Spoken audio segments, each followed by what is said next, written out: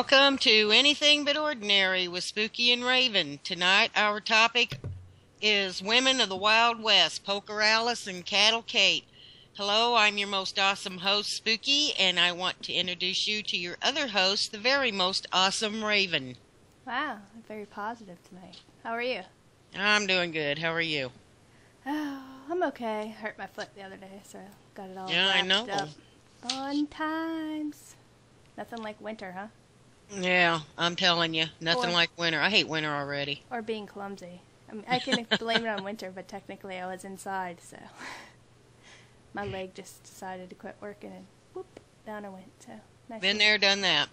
Foot stuff. So this I thought was going to be kind of an interesting topic. We haven't done any history, Wild West, Americana type, or anything for a long time. You know, it's been like paranormal and conspiracies and stuff, and I thought, hey, man, this might be kind of fun to see something on the women instead of the men this time.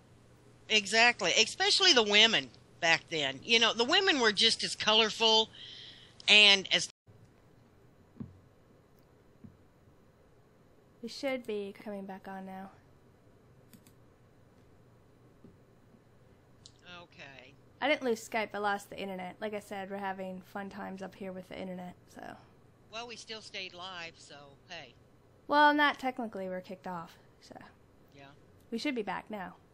But I'm sorry if we get kicked off again. Been having internet issues, so we're supposed to get a new cable modem box soon, so it's kind of annoying, so we'll just put out positive energy that we don't get kicked off again, so. Really? Okay. But we're talking about Wild West women. We're talking about tonight's topic, Wild West women. Some of the women back then were just as colorful, and some were just as dangerous as their male counterparts. Right, I had to turn the volume back up. It always happens when we get kicked, but, yep. Okie dokie. Poker Alice. Alice Ivers was born in Devonshire, England, to Irish immigrants in 1851. When she was 12 years old, her parents moved to the United States and settled in Virginia. Mm-hmm. There, she attended boarding school to be taught to become a refined young lady. In her late teens, her family moved to Leadville in the then Colorado Territory. Excuse me, I'm having problems with my throat tonight. It was in Leadville that Alice met Frank Duffield, D-U-F-F-I-E-L-D. Mm-hmm. And she married him at a very young age. Well, Duffield was a mining engineer who played poker in his spare time.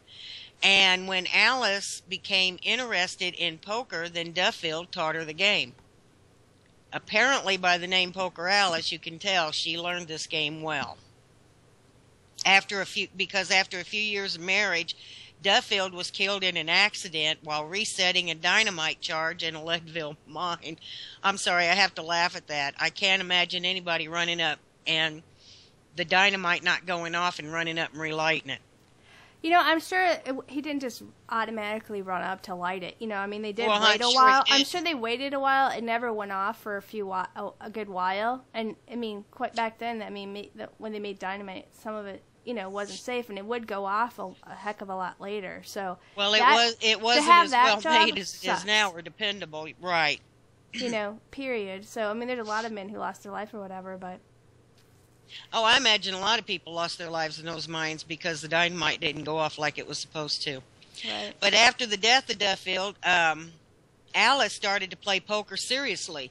I mean, her husband was dead. She was in a tough financial position. And after failing in a few different jobs, including teaching, she turned to poker to support herself financially. And she made money by gambling and working as a dealer. Right. Well, see, I find it interesting back then. I mean, you know, her husband was kind of already into poker or whatever, so obviously he played on his days off or, you know, on the weekends whenever minors did or whatever.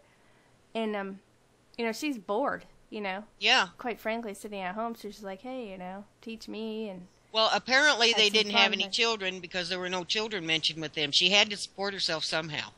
And it was tough on women back then. Well, she was still married. I mean, he didn't die Yeah. yet.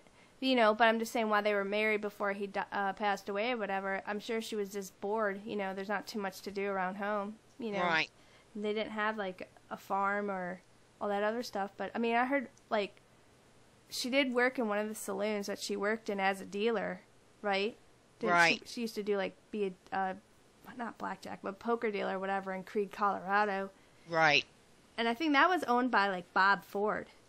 That wasn't Right. that the guy who supposedly killed Jesse James? Supposedly, that's, yeah, Robert Ford.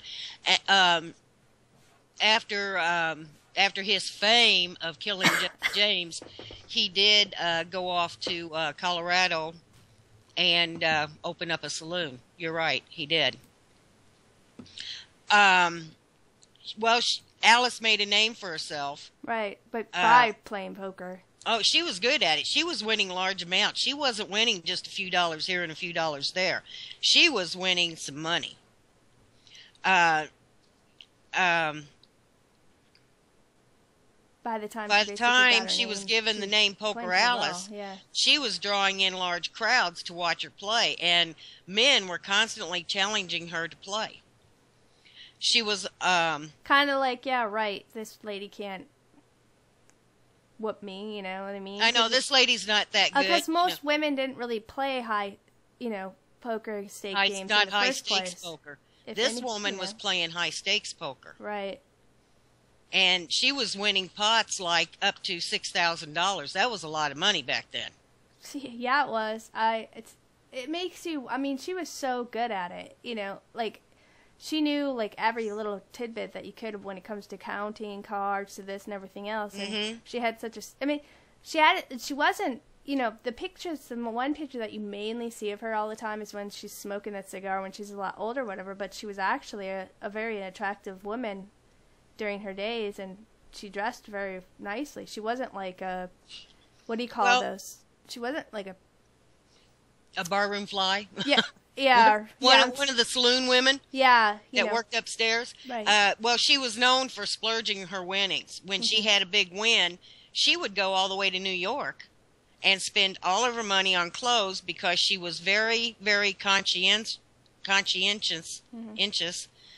on keeping up with the latest fashions, and she would buy dresses just to wear just to play poker in. I mean, she was definitely a refined lady. She wasn't like any other lady you would find in saloons. Right. And, when she got older or whatever, she just kind of dressed down or whatever. It was probably more comfortable or whatever. But like you're saying, when she was going into these saloons and whatever, I mean, the owners of the saloons, so they actually enjoyed kind of having her around because she had such good values, and. Well, she was a respectable woman, and she was a respectable woman that just happened to play poker. And the saloon keepers did like her because she drew in crowds. Right. She had made a name for herself. She was playing high stakes poker. She wasn't playing penny ante poker. And one of her values included her refusal to play poker on Sunday. I always find that interesting because on Sunday, that's usually when all the coal miners and people would be there, and spending their money, whatever, and you think that she'd be making more bank on that day than any other day. You would think so, but apparently the rest of the week she won enough money to keep herself comfortable. But and like I said before, as her reputation grew, so did the amount of money she was making. If you hear knocking or whatever, it's my cat, like, pounding on the door because I kicked him out this time because I didn't want him on the show. But clearly he's like, oh, it's showtime. I need to get in there and be annoying. So I'm sorry. No, that's okay. Just constant pounding. Like I mentioned before, some nights she would make $6,000, and that was an incredibly large sum of money at the time. And Alice even claimed that she had won $250,000. And that would now be worth more than $3 million back then. $250,000 was like being a millionaire. $250,000, but when was this? This is like the 1850s to 1870s time period when she's making a lot of bank Well, fairly well, quickly after her first husband well, passed this away. had to have been because she did marry Duffield at a young age. And so I'm figuring that this would have had to have been somewhere in the late 1860s or early 1870s. Right. But she used her good looks to distract men at the poker tables, and she always had the newest dresses, and even in her 50s, she was considered an attractive woman. She was also very good, like Raven said before, she was very good at counting cards. She could figure the odds, and she could read people like no yeah, tomorrow. she could read people. Yeah. And because nowadays everybody wears hats and those big glasses, the mirror glasses and stuff. You ever watch the poker game and stuff? You can't see nothing, but back then they were straight looking at each other's faces or whatever, and she could just tell when somebody was bluffing or whatever. Exactly. And she just had an idea for as far as how hands went, counting, and just knew. I mean, she was just making bank all the time. Yeah, and of course, all of this helped her at the tables. She was also known to always be carrying a gun with her. Well, do you blame Preferably her? She's a female, and making all this money back in that day. I mean, females were either you were married and you stayed where you were supposed to be, or you were a working girl and did what you were told. You know what I mean? Exactly. And if you stop and think about it, back then, people, if a man won a large sum of money, chances are, as soon as he walked out of that saloon, he was shot. Or in the saloon, he'd be called or a cheater. in the saloon to get his money. Back then, they weren't so quick to shoot women. They thought that they could come up on a woman face to face and take her money. Well, not with Poker Alice, because Poker Alice was good with her gun. Yeah, she was not only good at the card table, and she was good not with afraid to use it. Yeah, we had to learn back then, survival. So she was not only and her preferred gun was a .38, which I'm going to imagine at that time, like it is now, a .38 is a smaller gun. It was probably her choice because it was easier for her to handle. And she was also known for frequently smoking cigars. Even sitting there in the latest fashion, she'd be sitting at the poker table with a cigar in her mouth. Her stogies, yeah. That there's that one picture when she was far older, still having her cigars, So. Well, that was back when she traded in. I think that picture shows her in her 60s. Maybe older, but that was back when she started wearing men's clothes. But probably more comfortable at the time, if you think about when you wore out and everything else. Back in the day, it's hard to wear those dresses and girders and everything else that they had to stick on. Well, they had those what they called bustles, which today people would call them insane to wear. Insane to wear. But what do they call those? Bustiers? Yeah. Well, Alice met her second husband around 1890 when she was a dealer in Bedrock Tom's Saloon in Deadwood, South Dakota. That's where to go, man. Back then, South Dakota, that's where everybody was mainly gambling. Deadwood, South Dakota. She had to have known people like Wild Bill Hickok, Calamity Jane, people like that. Those were the people that hung out in Deadwood at the time. Right. So, not just them, but there was a lot of colorful people, actually. Oh, yeah. So she had to have known, or at least met, all of those people that history tells us about back then. Right, but not just, being a dealer, she played too, so she really, defined her game as the years went on, And she's still considered one of the well-known top women poker players of all time. Oh, yeah. For people who are into the poker circuit and all that stuff, everybody basically knows about Poker Alice. I mean, if you're going to be in Texas Hold'em poker and all that stuff, everybody... If you don't know about Poker Alice, then you're not truly a real poker fan or poker player.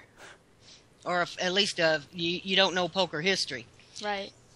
One night, a drunken miner tried to attack her fellow dealer, Warren G. Tubbs, with a knife, and Alice threatened the miner with her .38.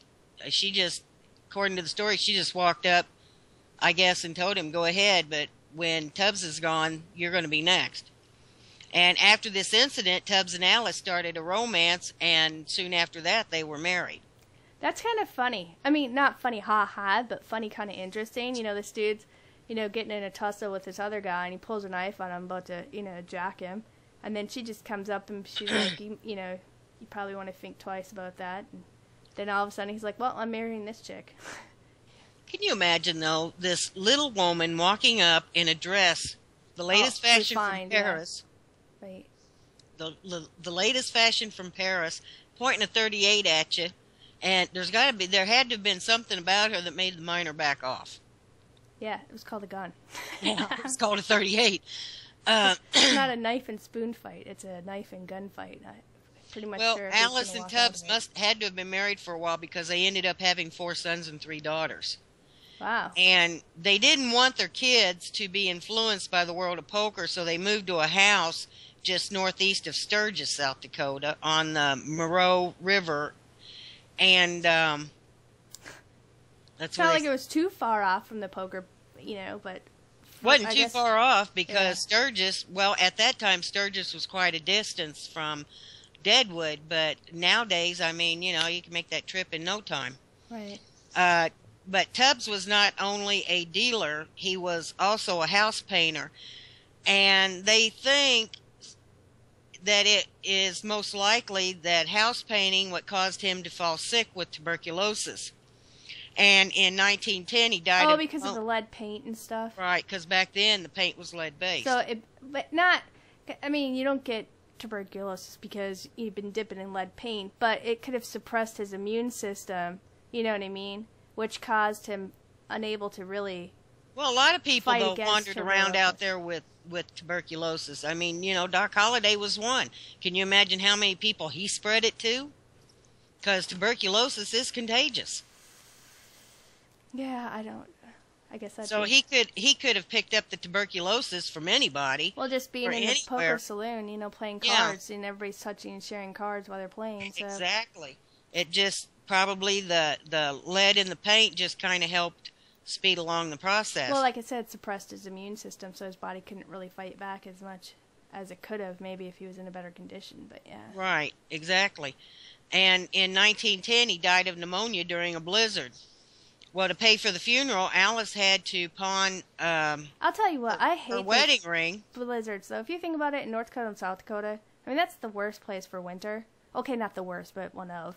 Because it's so flat, there's no trees, it's constant snow blowing, and there's whiteouts. Oh, there's some wicked winters up there. Frickin' freezing. And a lot of times, and a lot of times... You can get lost outside in the winter.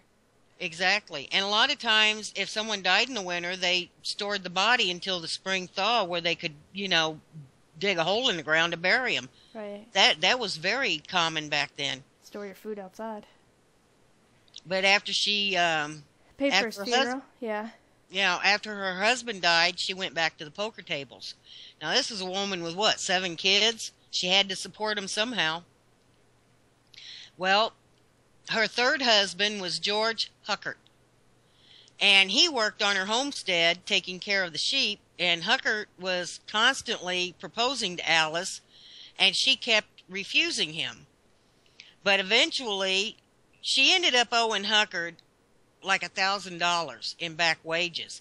So she married him figuring that it would be cheaper than paying his back wages. I can't imagine how long he went without being paid to accumulate $1,000. Well, it could have been quick if you think about it. She's playing poker, but I mean, somewhere in between. He had to have been a well-paid ranch hand to accumulate $1,000 because back then wages were like anywhere between $5 and $20 a month.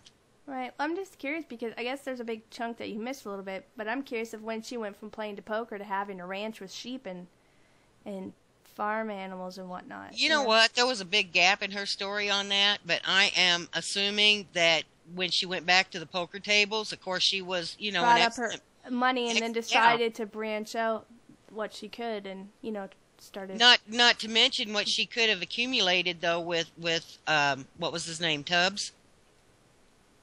Yeah, the painter. The second painter. husband. Yeah. Yeah, the second husband. Well, Huckert died in 1913. Now, I didn't find a reason for his death at all. I don't know if it was an accident, natural causes, or she killed him. I don't know. But I tried to see if there was books out there on her, but there's like only one book that I found, and I went through Amazon and everything. I was really looking, and it's like all you can find on the internet is basically everybody kind of saying the same short tidbits. So it was really kind of hard to really get in depth with her as compared to the second person we're going to be talking about, later on tonight. So I was kind of disappointed because right. I know that she was in a lot of, her character was played in a lot of movies, displaying her as this rootin' tootin' There were several movies made where there was a character in there, a female character in there named Poker Alice. Right. But I am assuming that she acquired some of this property probably while she was married to her second husband, and then going back after he died, going back to the poker tables, and with the winnings that she claimed that she was getting. And then you got to stop and think, no income tax back then, so everything she made went right in her pocket. Didn't she open up her own poker place? Yeah, when she was still married, I think. When she was still married to Huckert. Yeah.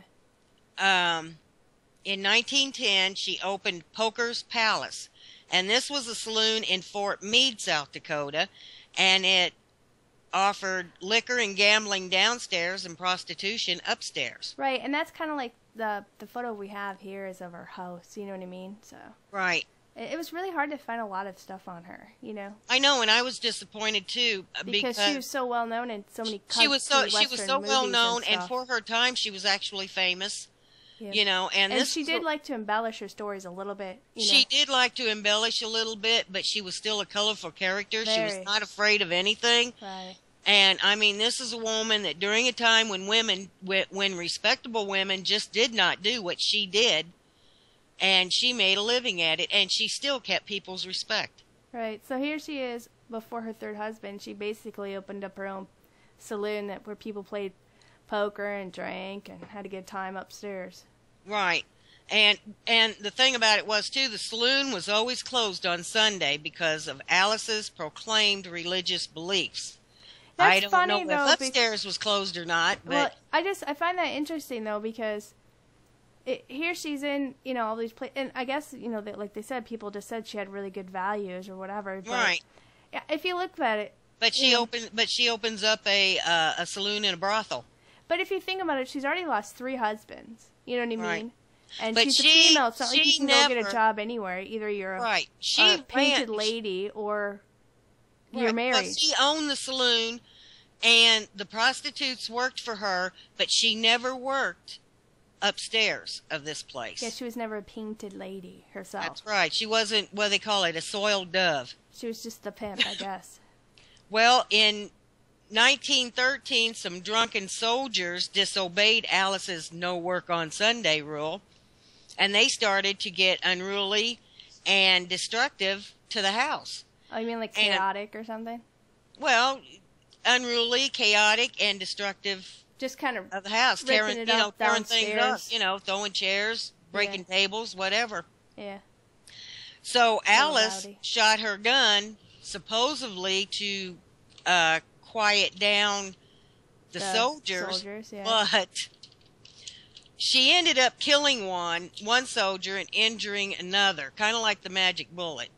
She got 2 for 1. I thought she shot one dude through like the shoulder. So yeah, the first guy gets shot through the shoulder or whatever, and the other one got killed. Bullets, I don't know, but she did. According to the story, she fired her gun. Apparently, she didn't fire it up. Hold it up. She probably went to fire it in a wall or something. But this resulted in Alice's arrest, along with the arrest of 6 of her prostitutes. Why the prostitutes were arrested, I don't know. Well, probably because they were sick of Alice's, whatever. I'm sure there was people in the town that kind of wanted her to go away. By this time, though, the other women. Right. By this time, though, Alice was in her 60s, and she pretty well did what she wanted to do, like she had done just about all of her life.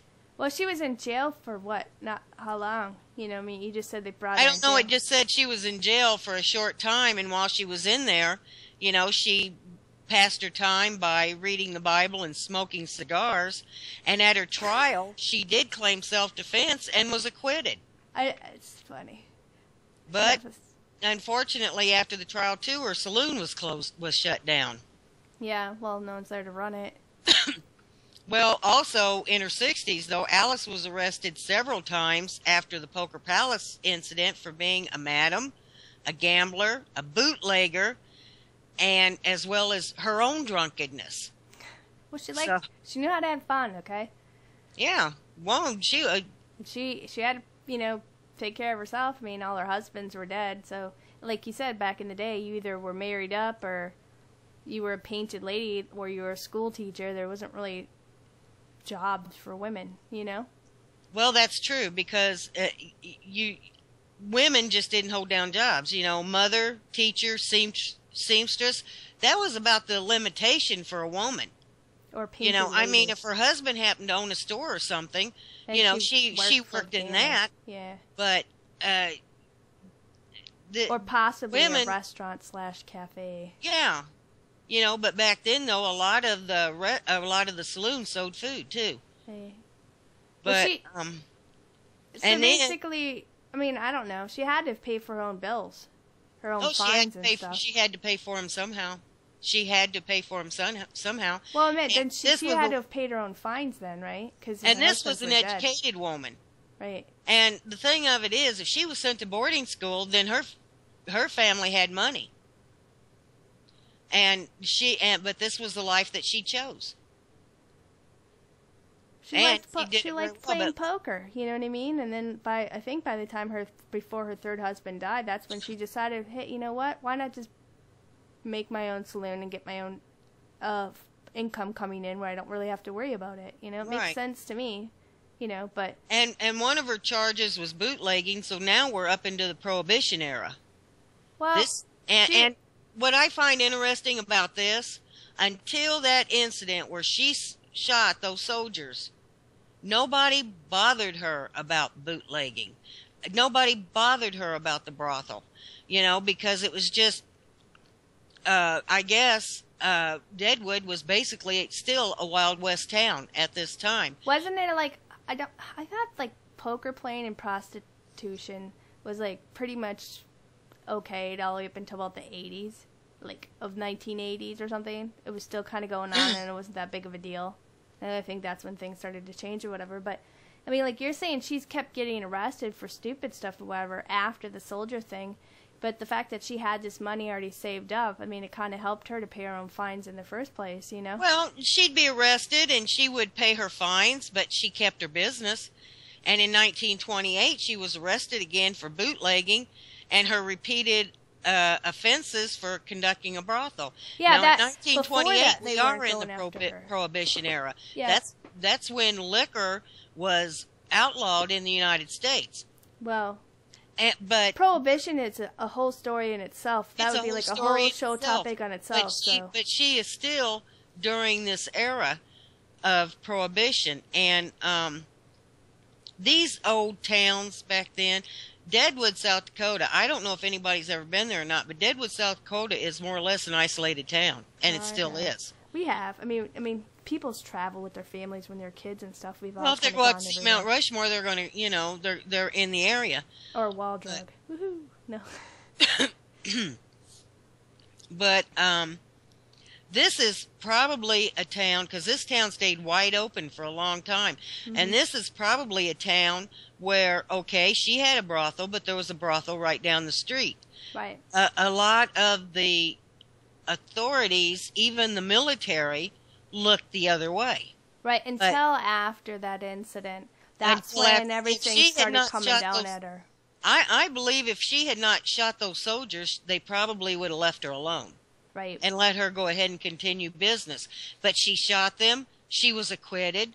They were mad. So they're going to do... But wasn't she sentenced? I thought it was something like she was sentenced to go to prison, but she was never really confined because she was pardoned. So, I mean, she was... eventually, she was sentenced to prison, but she never was sent to prison because she was pardoned by the then governor, William J. Burlow of South Dakota. And the reason he did that was because of her old age. She's up in her 60s now. Right. Well, she did take off and live in New York for a while, too, though. Yeah, when she she didn't. was She didn't younger. stay there when she was younger, but she didn't stay there long. I mean, she liked it out where there was the action. And even though New York City was the place to be at the time, that's where all the refinement and all the latest fashions came to first, and where all the refined ladies and the gentlemen and everybody was at. She liked the Wild West because out there you could basically do what you want, and it just, as long, I guess, as long as you didn't hurt anybody else or didn't go around shooting up too many saloons, that they basically left you alone. She liked it out there. That's where she made her money. I thought I read something or heard something like, but before she had opened up, Poker Alice or Poker's Place, didn't she go to get a loan for so much money, and she only had so much time to pay it back, and she said, "Don't worry, I'll have it paid back before then." Yeah, Wasn't that her? I read something about that. Yeah. So Didn't she take out like 2,000 or?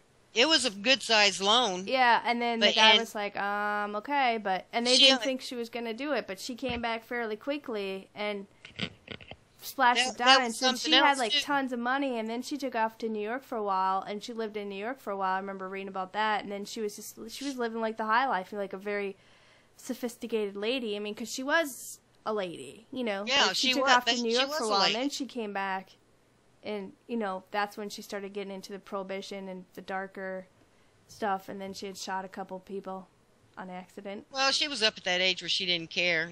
She probably figured, what are they going to do to me? I'm an old lady. And back then, a woman had to have really done something really, really bad, like maybe murder, to actually be sentenced to prison. This woman, eh, compared to Men. murder and other serious reasons for a woman to get sent to prison, basically compared to that, her charges were misdemeanors. Well, prisons were not really set up for women at that time. It was not really common to, like you said, for women to be in the prison for the Well, they times and didn't the era, exactly, and they didn't really have separate prisons for women back then. Women were sent to a man's prison, but there was a section of a man's prison set up, where they put the women. You didn't find women in prison back then, and it because the law was just hesitant to send them to prison because the prisons were not set up for them. Right. And it's just different times back then. well, it was very different times back then. And like I said, you had to really, if you were a woman back then, you had to have really did something serious to do any prison time. And her charges were nothing compared to that. But after After she got pardoned and stuff, I mean, it was probably that. I've heard that the military and those guys, they kept harassing her, yeah, and the religious exactly. people and the other hoity-toity people of the town were harassing her more I so know, than the other people, And that's the thing too. After all these years, decades, they left this woman alone. She did what she wanted. She played poker. She ran a brothel. But it took two drunken soldiers They basically ruined it for her. to just jerk that out from underneath her feet. Because that's how she made her living. She had to. I mean, she was raising 7 kids. 7 kids. You're not going to get a job as a seamstress for $8 a month and raise 7 kids on that. Not even back then. Well, I mean, if they're constantly berating her, chasing her down, she smoked cigars, she liked to drink, you know what I mean? So, I mean, and she's 60 years old. I mean, it had to have started playing with her health at some point, Well, and I believe that was part of it, too, was her age, because she wasn't this young, beautiful woman anymore. Mm-hmm. Somebody that they could flirt with, I mean, she had gotten old. Yeah, like so everybody time to does. dump Sooner her. or later, you're going to grow old. And I think that's basically what happened to her, was that she wasn't young and beautiful anymore, so these men did not have any use for her anymore. Yeah, but she was attacked and berated and but not Right. and they were basically forced her to shut down her Well, brothel and her business. she was forced into retirement by the anger of the military, and then, like you said, there were other people who were upset with her blend of religious elements at her house at Sturgis, and plus her health began to fail. Yeah. But Alice Ivers Duffield Tubbs Huckard, That's a big long name. really, died on February 27th, 1930, in Rapid City, South Dakota, after a gallbladder operation at the age of 79. This woman lived for that time that she lived in. This woman lived a long time. I think the average age back then was like 42 years old. Wow. So when you were at 25, you were considered middle age. Is she still buried? Isn't she buried in Sturgis too? She's buried at St. Aloysius Cemetery in Sturgis, South Dakota. But and the last statement I made, don't get that wrong, because there were people who lived 80, 90, 100 years old back then. But on average, considering the time and the era through all of this, the average age was, I think it was 42 for men and something like 45 for women. A lot of people died of early, well, because there's different circumstances for why, but I find it that was a hard life. It was a hard, harsh life. Well, and look where she was at. Yeah. Where one, I couldn't survive a winter in South Dakota. You can't even survive winters now if you even came up further north and stuff like that too. But see, I find this woman very fascinating. When we were looking into, hey, let's do some things about the women of the Wild West, because some of them were just had as many interesting lives as some of the men or whatever. And I got to know her through watching old movies. You see your parents watching the old John Wayne movies and everything else, and you hear Poker Alice's name come up. I've heard Kate's name came up, and all the other women or whatever. But with Poker Alice, I mean, to me, she was an Old West character, a true Old West character. Yes, every she was. bit as colorful as like you said, Wild Bill Hickok and Calamity Jane. And I mean, this woman, I mean, she came from, what did you say, a good family, a refined family. And she owned a brothel. So Alice herself was, like you said, was never a prostitute, but I mean, she was an amazing professional gambler. She had, much higher status than most women than a lot of the men. Yeah, and it may be safe to say that she believed in 1910 that the brothel was her only economic option, if you really believe it. So that's why she decided to purchase something like that. I mean, she'd already lost like 3 husbands. So to me, I thought that if you really logically think about it, she's at a certain age. She probably figured, okay, well, nobody's going to marry me anyway, except for somebody who's a loser or something. You know what I mean? Not somebody who's, I can't think of a word, but you know what I mean? It would be just somebody just as colorful and wouldn't probably still good for her. But if you think, well, hold on, but if you think about it, I think it was a wise choice for her to do that. I mean, because there's nobody else who's going to hire her, so to me, that's the best way that she could think of to get income to come in to take care of her family. Actually, I think it was very, very smart of her. Very smart of her, because that was back when a time when she could make money immediately. Right. She had this family to support. She had to support herself. And then when times were she could make this money immediately and make hundreds and thousands of dollars a night instead of waiting, to get paid once a month, which back then, I'm sure basically you were paid once a month. And I'm sure she took care of her women just fine. You know what I mean? Being a woman, I bet she was a bootlegger. She took advantage of the time of prohibition, whatever. So that's another. To me, it's like she had brains, And oh yeah. And just going down the list of this tidbits of what she had killed a man. Well, technically she shot 2, but like you said, she only killed 1. I mean, and again, she was a professional gambler. That's another one. So she's best known female poker player in the old Wild West. I mean, her last decade, she was, basically well-known card player in Deadwood. Yeah. I mean, she got her name by cleaning up, like you said, the tables. Didn't you say she got like $5,000 just one time? Well, she would win. She would go home with up to $6,000 a night. No, not every night. She did not go home with that every night. Okay. I'm sure that she probably went home a lot of times with a few hundred, but even $5 back then was a lot of money. $5 was more than your rent. Right. If you were renting a place. If you ever watch the movie Rio Bravo with John Wayne, since you were talking about movies, there's a character in there played by Angie Dickinson, and her character was actually based on Poker Alice. There have been several movies that included Poker Alice, or maybe was about Poker Alice, but this was a woman that for her time, and to this day is an historical figure. Well, right, and it's a shame that you don't hear more, you can't find out more about her, because she was a very colorful character. She wasn't the only woman in the West that played poker. A lot of women played poker, but she was the best known, and she was the best poker player. Well, right, and I'm, getting a little tidbits, reading down the list of what you kind of went through. I mean, like I said, she owned a brothel. She was a bootlegger. She killed the man. She was a professional gambler. I mean, she was a convicted felon and went to prison briefly. She smoked cigars. She's been married, like, what do you say, 3 times, and she outlived every one of them.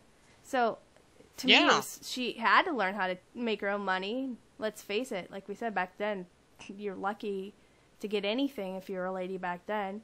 And she carried a gun. I mean, she was awesome at playing cards, but from what I heard, she was extremely skilled with her 6-shooter as well. Right. So to me, well, she had to be. To me, she is every bit of what you would think of when it came to old Wild West. I mean, she technically wasn't an outlaw, sort of. You know what I mean? But she is every bit of that. She was an color outlaw of a colorful character that people talked about, especially the males. She was an outlaw in a sense. Okay, she did not do what was expected of women for the time. She walked outside that box. She didn't. She didn't. What's the word I want? She didn't bend down to the times. She didn't do what was expected of her. She did what she had to do to support herself and to support her children. And she lived a life that she enjoyed. You know what I mean? Yes, she Let's did. get it right. And you know what? That's what everybody should do. I mean, not break laws and stuff like that, but I think it's kind of interesting me because she told a lot of stories too. And it's funny because a lot of people say, for instance, the details of her birth. I mean, a lot of people are saying, reference giving her date of birth was like in February of 17th of 1851 or 1853, and she was born in England. But there's other people saying, actually, they say that she was born in Virginia in 1853 to Irish immigrants, So there's the discrepancy there, too, that's going on. Well, she embellished a lot of her story, I'm sure, but this is something else. So did she really come from a rich family from England, or did she come from poor immigrants that were in Virginia? And you can still be Irish immigrants and not be poor. I mean, there's a lot of people who came over here that had money saved, the family money saved up to help start a new life. A lot of immigrants came over here very wealthy. But she went to boarding school. Okay, she was so it was said. Groomed, we don't know. So it was said, but she was groomed to be a refined lady. If she was sent to boarding school, even back then it wasn't cheap. I'm just kind of wondering what her father did for a living. Well, I couldn't find anything on her. But even if she didn't come from, let's say, a wealthy family, she learned how to be able to travel, wear the fine clothes, what she wanted, and she became really good at the game of poker. And you know what?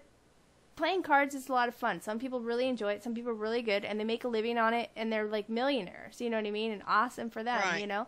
And that's great. I mean, she figured out, and she really enjoyed her life. She traveled. She and I'm sure at some points in her life she was poor too, because she had to take a loan out, but she repaid that loan fairly quickly. And she had to. I think that's what started a lot of people respecting her a little bit more too, because whenever she did take a loan or she did take something out, she paid it back right away. Except for that husband, but there might have been something else there. Maybe she didn't pay him back because she wanted to marry him. Who knows? I don't know. I don't know the whole story, but I just find it interesting. I don't know the story on that either, but I find it interesting that he let her get up to the point of $1,000. $1,008, I think it was. Well, and her parents, I mean, if they were wealthy or well-to-do, why would they leave a place like Virginia and go all the way to a place like Colorado unless it was during a time when there were rumors of war because, I mean, the Civil War wasn't too far behind them. And maybe they went all that way out there to escape the coming war. Yeah, I like what Scooby said. She was a nonconformist. Woohoo! That's exactly what she was. Thank you. And matter of fact, that's the word I wanted. She didn't conform to what was expected of her. She did what she wanted. Right. And she made a darn good living at it. Right. And I just think it's interesting that there's only one book out there that somebody wrote. You think, oh wait, maybe there's another. No, that's on Kettle Cape. But I only did see one book. I looked up. It's Poker Alice by Mildred Fielder. And it's 1978, so I really think somebody else should write another book and put it out there. There's so many websites kind of just giving little tidbits, but and that's somebody somewhere knows the full detail of all this stuff, and it is right. pretty interesting, And even the websites, I mean, they basically tell a story on her, but it's basically the same story, and none of them go to any real detail. Right, like how did she get from point A to point B?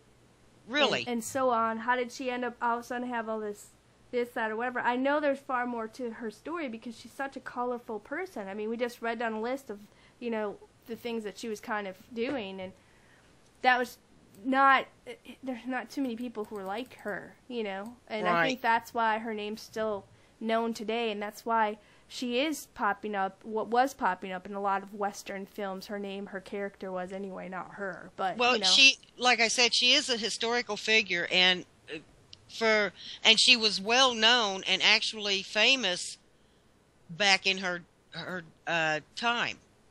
But I think when you go to Deadwood, they still really in depth on her. I think when you go to Deadwood, still whatever, and other areas and that stuff, I think that they have these statues of an old lady smoking. Well, they have reenactments, and in one of the saloons there is a woman in there that plays Poker Alice, but... Well, and that's what I was going to say, is like, I remember we were going through South Dakota, North Dakota, and all that stuff, when your parents take you on road trips, whatever, when you're younger, and you go see the Black Hills and all that stuff, and that I remember that you'd see these statues of this lady sitting on a bench with a cigar in her mouth and stuff, and dressed a certain way, and I think that they have things of her, Poker Alice, and she's throughout the town. Yeah, but in that area, she is still a historical figure and well known in that area.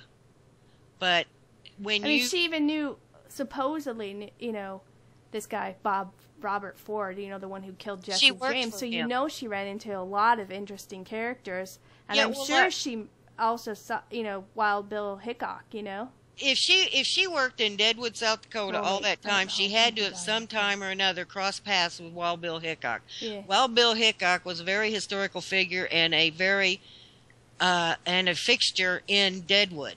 He was killed in Deadwood.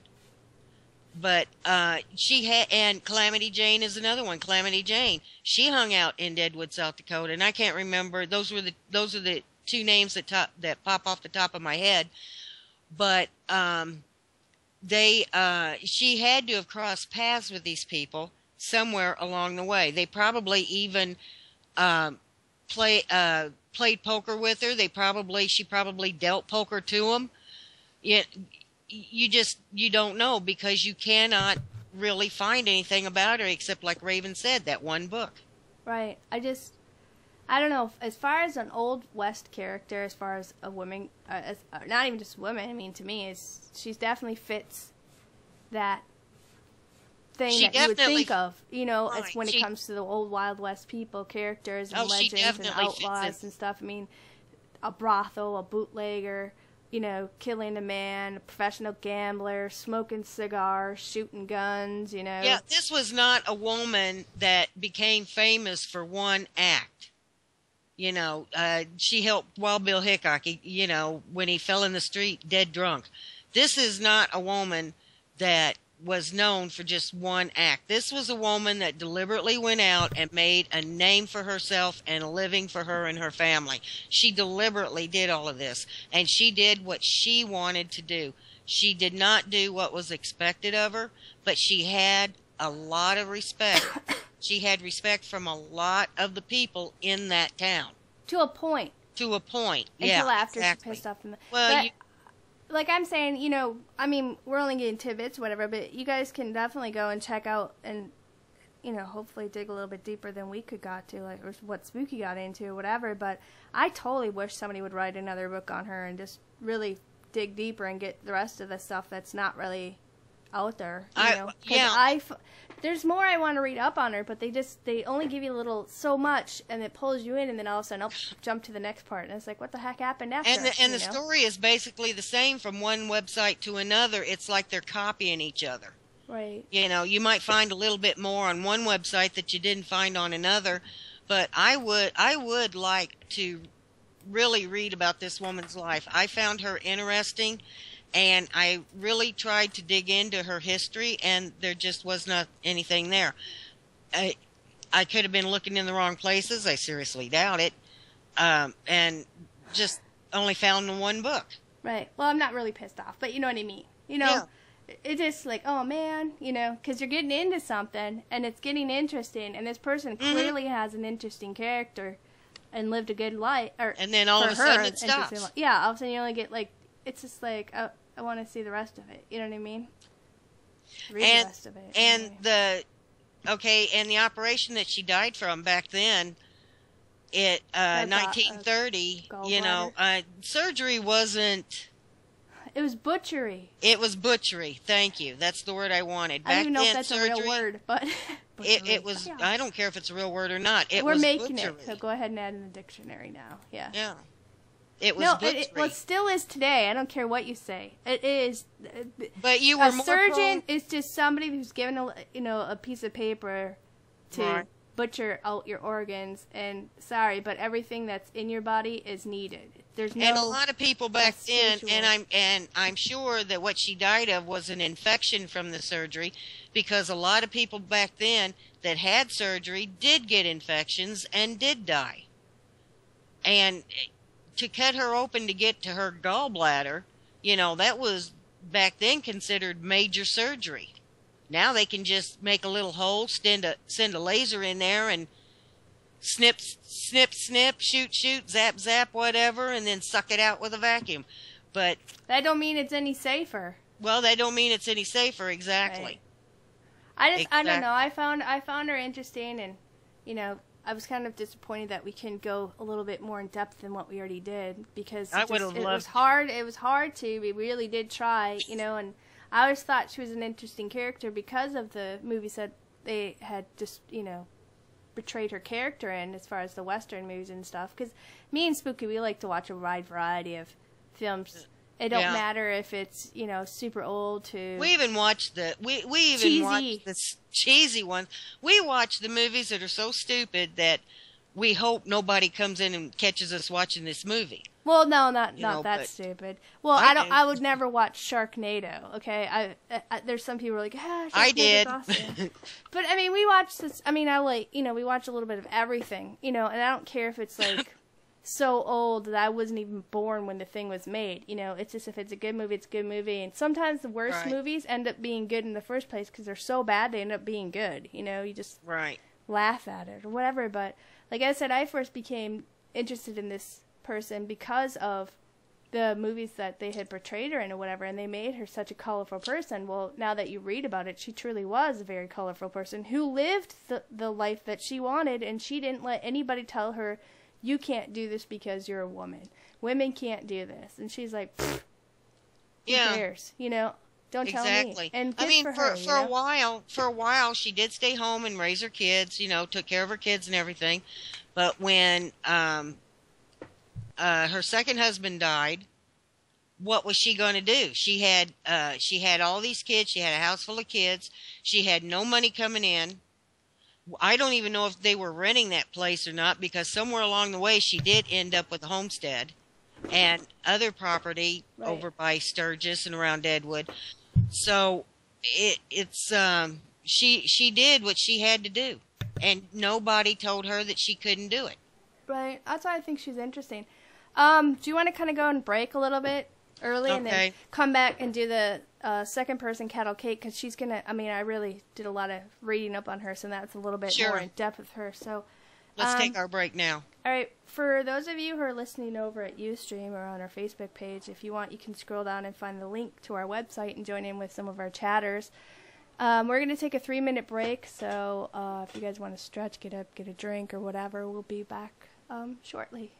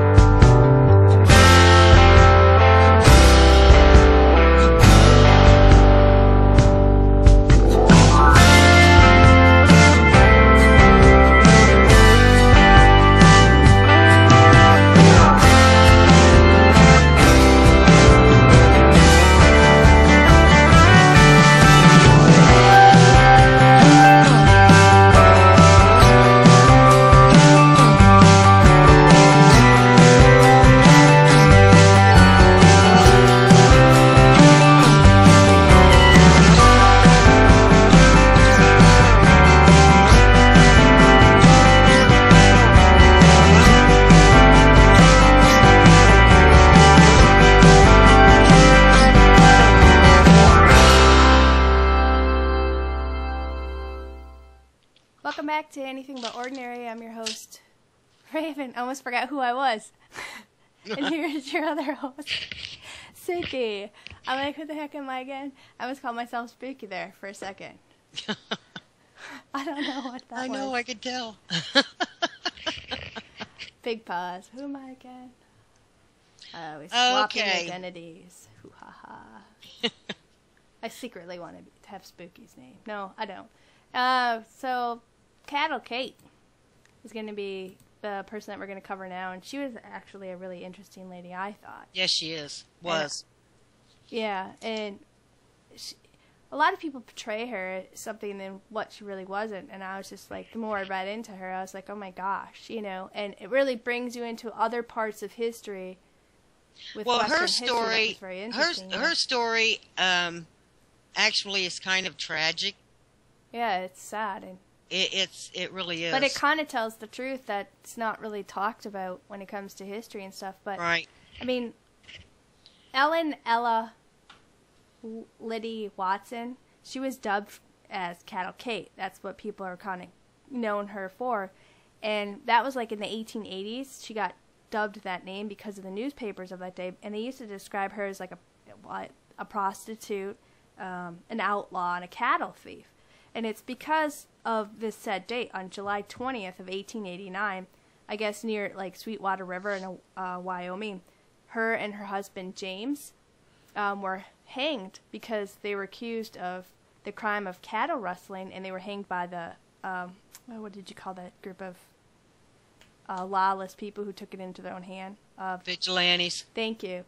Now, the newspapers back then carrying this story claimed that Ella, that's what she liked to go by, Cattle Kate, is what she was named after, but Ella, they basically said she was like this nasty, horrible lady who was equal to any other man on the range, she was just a holy terror. I mean, and the cattleman who like lynched her and her husband, was like, oh, we were acting in self-defense, just to preserve the land that was rightfully theirs, So it's like they were doing what was right because it supposedly, she was like this horrible person, and her husband were committing all these cattle rustling crimes, all over the place. But there are some that say that this wasn't the true story of Ellen Watson, aka Cattle Kate, and that of her husband, and that their deaths were basically unjustified, and it was, what do you want to say? Perpetrated? Yeah, that's a good word. By the, powerful landowners or the cattle owners of that time, the really huge, rich men, Well, did you know that Ella Watson, Cattle Kate, is the only woman to have been hanged in Wyoming? Huh. Was she like the first one or the only one? From what I found, she was the only woman that had been hanged in Wyoming. Wow, that's interesting. I'm sure there were other women that were in prison and put to death, but this woman was actually killed. She was not killed by the law. She was killed by vigilantes. Right. Well, she liked to go by Ella, so I'm going to call her Ella. Not really Cattle Kate, but that's what they dubbed her later on. The newspapers did. But Ella Watson, she was born in July 2nd of 1861. To her parents was Thomas Lewis Watson, and her mom's name was Frances Close. Now, Ella, she was like the oldest of 10 children. Oh my.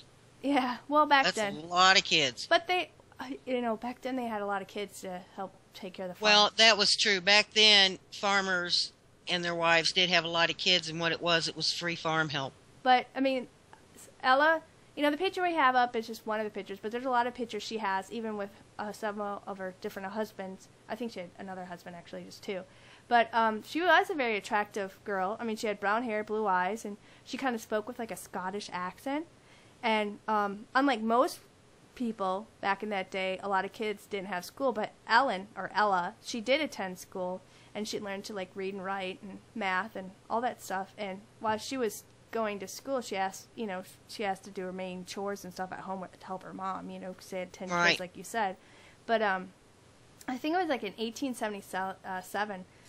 Ella and her family, they moved from Ontario, Canada, to Smith County, Kansas, and that's where they first started their homestead on that land. Now, I think it was when Ella turned, Ella Watson turned 18. That's when she decided, hey, I'm out of here, leaving home, and that's when she took off to Smith Center, Kansas, and she kind of, looked around there, and that's when she became a cook and a housekeeper for the H.R. Stone. And while she was working there, she met this farm laborer named William Pickle. Now Pickle, thanks. Now he kind of had worked at this neighboring farm not too far off, and he'd come in for a while, and then they got to talking, and she kind of got smitten. And not long after, her and William got married. I think it was on November 24th in 1879. Well, not that long into their marriage, his darker side came out pretty quickly, and that's when she found out that he was this huge heavy drinker, and he was extremely abusive, not just physically but verbally. He used to beat her with a horsewhip. Now, I'd have shot him. That was in 1879 they got married, but it took a few years for her to finally say, you know what, I think it was in 1883, she just could no longer deal with the pain and the abuse, so she fled back to her parents' house. And now he came after her, but her dad intimidated him, and he just, he left. And after that, he never harassed Ella ever again, and kind of left her alone. So she kind of lived with her parents for a little bit, but she's like, I'm out of here, to get farther away from him in case he Bill's comes gone. back. I can go back again. Well, not just that, but she's, I think she wanted to stay even further away just in case he'd keep coming back. So well, she was basically an independent woman. Right. Well, she moved to Red Cloud, Nebraska, and, a little bit away from off of her family's homestead for a bit, and then she went to go work at this Royal Hotel for about a year. And during that year, when she was kind of taking up residencies or whatever that's when she finally filed for divorce. But she wanted more out of life than just, what Nebraska had just at being at that basically time. being a servant to other people. Right. So she decided to move that same year, and it was totally against her family wishes, but she took off to Denver, Colorado. Now, she went to Colorado because she wanted to go hook up with one of her brothers, because her brother already had, like, established homestead there or whatever, so she, you know, she just wanted to get out of Nebraska, and, Right. you know, and so she took off to Colorado for a little while, but then she moved to, I guess she got bored there too, and she moved to Cheyenne, Wyoming, and then she moved on to Rawlins in 1885, and that's where she began working as, again, a cook, a waitress, in this, like, huge premier boarding house in the town of Rawlins, you know? Right. And then, And the thing of it was, this woman moved around. And it was unusual during that period in American history for a woman to move so independently and alone. right, I mean, it's very unusual unless you're married and you're going with your Right. husband or whatever, and that's totally true. She was just another independent person, free-spirited person like Poker Alice was in the first hour that we're talking about. Now, after like a few years that she was working as the cook at the Rawlins house, that's when she met James, he liked to go by Jim, Averell, whatever, I may have said his name wrong, but it's Averell. Now, Averell, yeah. Now, she met him in about, I think it was like February of 1886. Now, he was already a widower, and I think he was like 10 years older than her. Now, they had like this chance encounter, according to what I was reading, but he was basically in town to file a claim on his homestead, which was, I guess, like 60 miles east of Rawlins, and it was near the Sweetwater River, which was near the Mormon, the California, and the Oregon trails. Yeah. So Jim had opened a restaurant and a small general store that catered to, you know, the people traveling west, as well as, you know, the neighborhood. Yeah. Neighborhood cows. Cowboys, but yeah. Considering the nearest neighborhood was 60 miles away. Well, I was in the midst of trying to say it, but you knew what I was thinking. But yeah, so he kind of had already established and opened up a restaurant, a small general store, and since he had already had like a small, quote-unquote, town there, they appointed him like the postmaster and the justice of the peace in that area. Well, you know, he soon convinced Ella to move out to his homestead, and, you know, he's like, hey, come and work for me or whatever and come out here. And so she went and she worked in his general store and she cooked for his customers, you know, at the tavern or restaurant or whatever you want to call it. And James, you know, they got to talking and they were becoming good friends and stuff, and he convinced Ella that she should buy, like, the land next to him. Well, in March of 1886, Ella's divorce was finally, you know, passed and went through. Final. Yeah, final. You know, and a few months later, I think it was, I don't know, I think it was a few months after that happened, that's when her and James were kind of talking about, hey, let's get married or whatever. So they did apply for a marriage license, and I think that was in, like, Wyoming, Lander, Wyoming, but the license that was listed for her, it had her name as Ellen Liddy Andrews, and now she never had the last name Andrews, so I'm not quite clear why she used that name or whatever, but they say that they were never really legally married. They just, like, applied for the marriage license at the time. But most historians think that more than likely the marriage did take place, but it was more kept of a secret. But the reason why they think they kept it a secret or it never happened was because... well, for one thing, she would have lost her homestead. Well, no, she didn't have it yet because they only applied... What they're saying is that because they only applied to get married... But because they only applied it only allowed Ella to apply for land through the Homestead Act of 1862, which permitted, you know, single women, not married women, to buy, you know, like 160 acres of land, provided that they would improve it within 5 years. You know, so that's why... Well, that's kind of what I started to say, but it was coming out wrong. If they had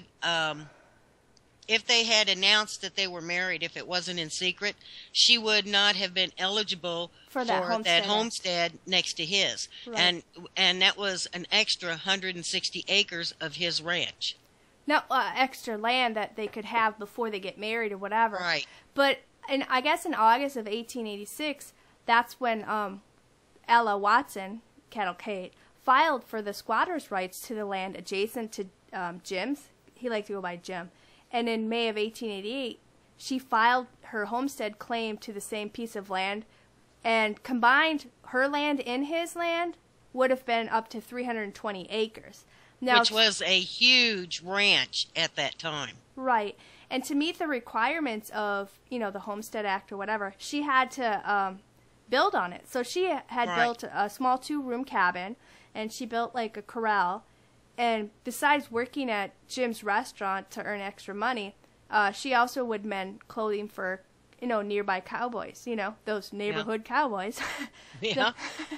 So I think that fact that men were kind of frequently visiting her cabin, quote unquote, may have led to the rumors of why people may have thought she was a prostitute when actually she was just doing seamstress work for them on the side to make up more money so that she could save money to continue to buy what she needed for this land.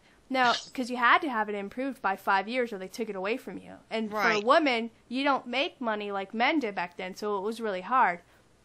So Ella soon purchased, some cattle from her extra savings that she had saved up from that, and she bought it from some people that were on the trail, and she tried to register for a brand, but the Maverick Law, which was passed, what was it, in 84, I think it was? 1884. Yeah, they denied her the right to brand these cattle. And you have to have branded cattle, Right. And back then they did brand them with a branding iron. And each ranch had their own insignia that was on. So the Maverick Law, basically. Well, what a maverick is okay. You have a herd of cattle, and your cattle are all branded, and a maverick is a cattle that an unbranded cattle or cow that wanders away from the herd. Well, this cow has no brand on it, so anybody can claim the cow. That's the Maverick Law. Well, it said that no one could brand calves unless they received a registered brand from the state. Right. They did have to register their brands, exactly. But she was denied the she was denied this right to brand her cattle. She went out and bought this cattle. She wanted to brand the cattle. They refused to give her that right. Right, but unbranded calves found on the open range had to be branded with an M, making them the property of the Wyoming Stock Grower Associations. Right. Which was the WSGA. Right. Okay. But well, what is it? The WSGA, the Wyoming Stock Growers Association. It was created in 18. Well, but see that what I'm trying to say is these calves. Okay, the young calves which were auctioned off to the higher bidder, but only the people allowed to bid. See, because what they do. Okay, if she was never allowed to brand her calf, right? Like you were just stating. Right. Then the WSGA would go out and grab all these cattle and brand them with their own M. So these young calves were auctioned off to the higher bidder. Right. But the only people allowed to bid were those who were appointed by, the representatives of the WSGA. So that meant no smaller ranchers or homesteaders were allowed to bid on one of those Mavericks unless they had a registered brand. Well, yeah, they went to the more powerful ranch members. Yeah. Exactly. So not only did the, WSGA block out smaller ranchers from bidding, if one of these ranchers had a calf wander off, the WSGA would round it up, brand it, and sell it to one of the other powerful ranchers. Exactly. And like I started saying, the WSGA is the Wyoming Stock Growers Association, and it was created in, I think, 1872 by about 24 of the cattlemen with the largest ranches. And supposedly it was created to protect their rights to the open range. It was said that during the winter of 1880 to 1881, many cattle were unable to get to the grass under the snow, Right. and that's when ranchers began to grow hay as an alternative. But in that area, there was very little rainfall, so that meant that access to water was crucial to the survival of these ranches. Right. And see, now that's truly, like, just what we were talking now, that's truly where this real story of, Ella, quote unquote, AKA Cattle Kate, really begins. Because, see, the land that, that was kind of claimed by Ella and James at the time, and I told you it was about 320 acres Right. combined, they controlled about like 1 mile or so of the water along Horse Creek. Now, there was this man, his name was Albert John Bothwell. Now, he was a neighbor, but neighbors back then were further away. But it was said that he lived about like a mile away from Ella and Jim's homestead. Now, Mr. Bothwell, he was like a wealthy cattleman and very prominent member of the WSGA. And before Ella and Jim purchased this land, Bothwell used to graze his cattle all over their land and through the Sweetwater Valley, and he didn't own any of this land, but he acted as if he did, and he wanted homesteaders and small ranchers off his land. I mean, he was brutal, and he was furious when Ella and Jim bought that land, and he tried many times to buy it, but they refused him.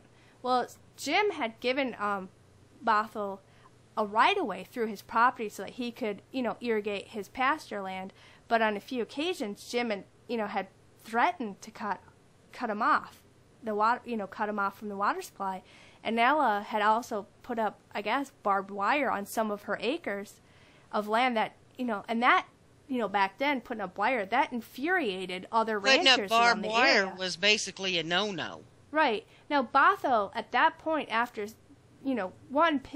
I said it again tonight, upset that these people purchased this land, and he thinks it's his land even though he never owned it.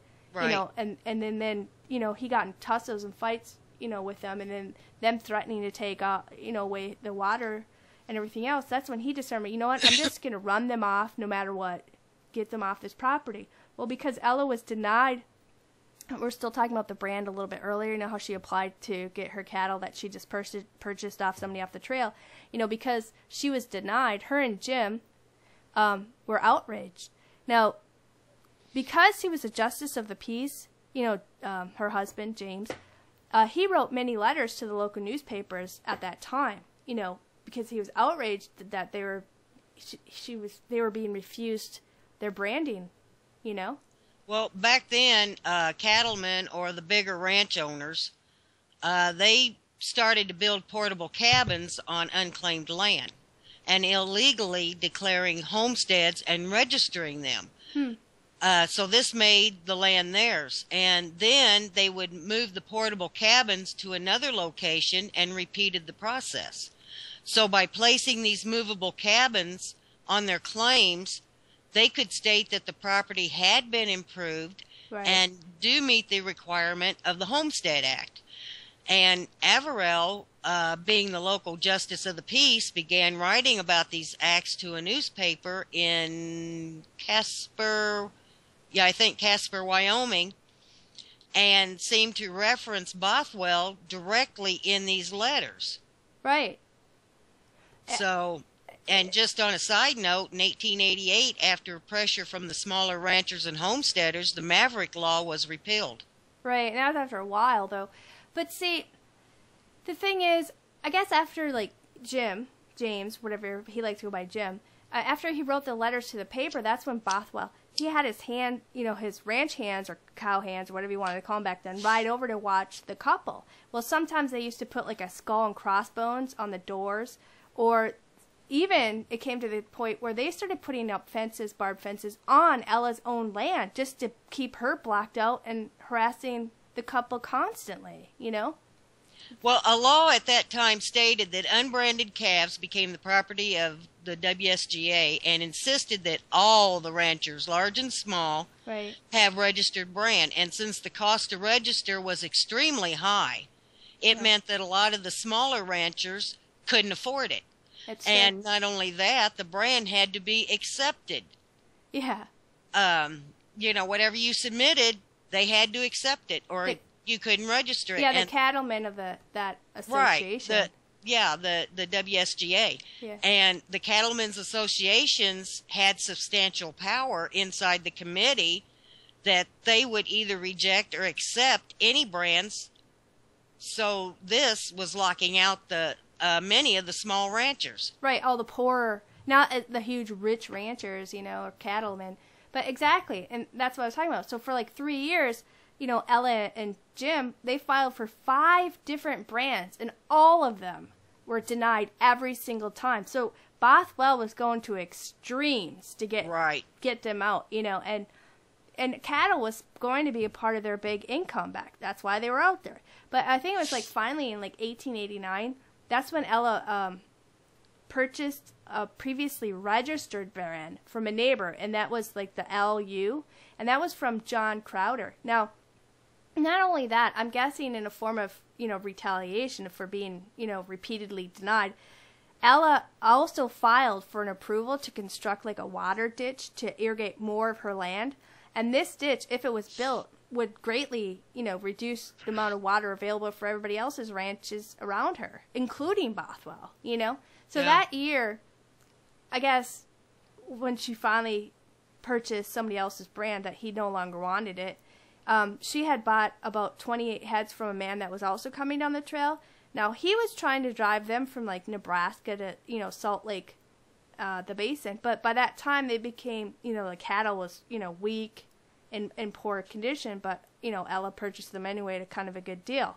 Now, in early of 89, she kind of unofficially adopted, like, an 11-year-old boy by the name of Gene Crowder.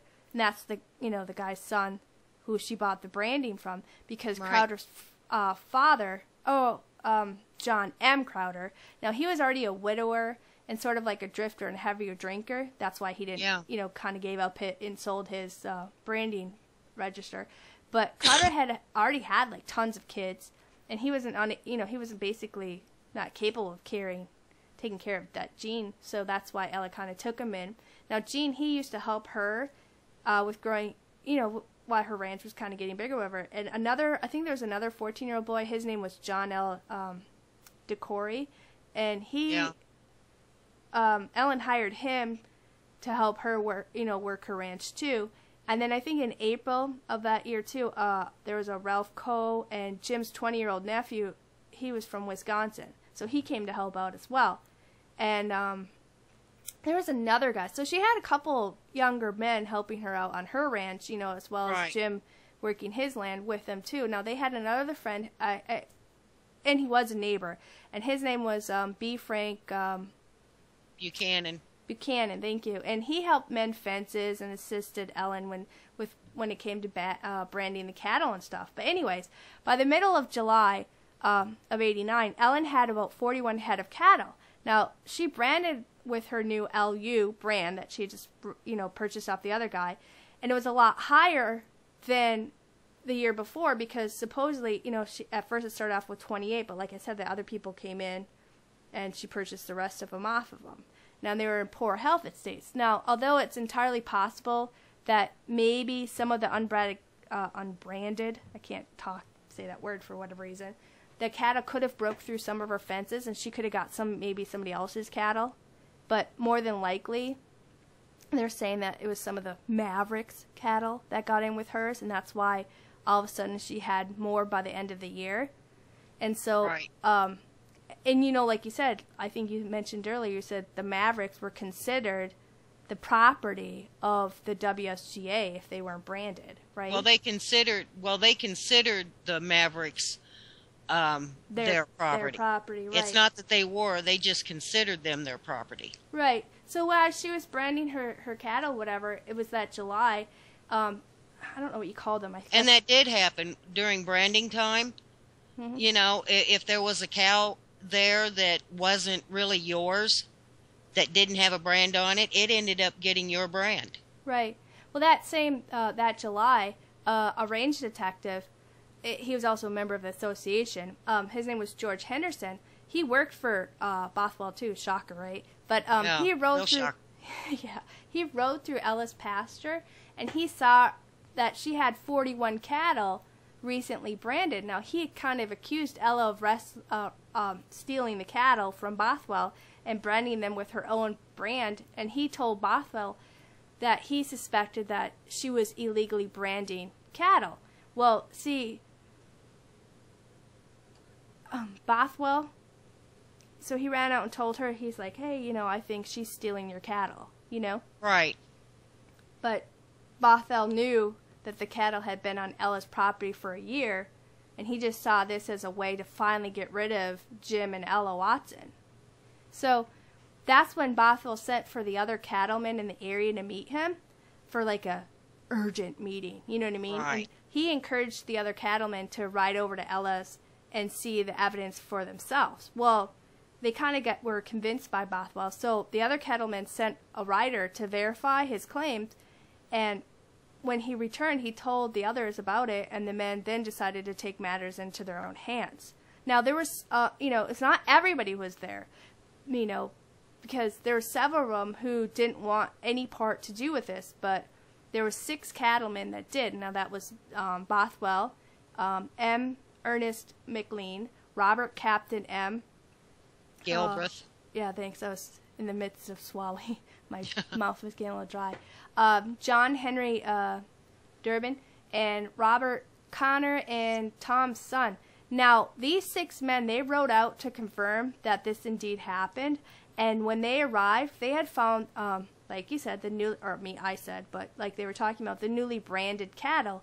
Now, one of the men, his name was John Durbin. Now, he lost his temper, and he was just infuriated, so he started ripping down her fences, and he chased the cattle off, you know. Now, Gene, he was that 11-year-old boy I was talking about. Now, he kind of came out, and he watched as McLean and Connors kind of kept Ella from going into her house, and they were kind of forcing her to stay outside. And now they forced her into a wagon, and when she was asking them where they were taking her, they told her they were going to take her to Rollins. Well, Gene tried to, you know, get in with her, but Bothwell forced him to stay behind with Durbin.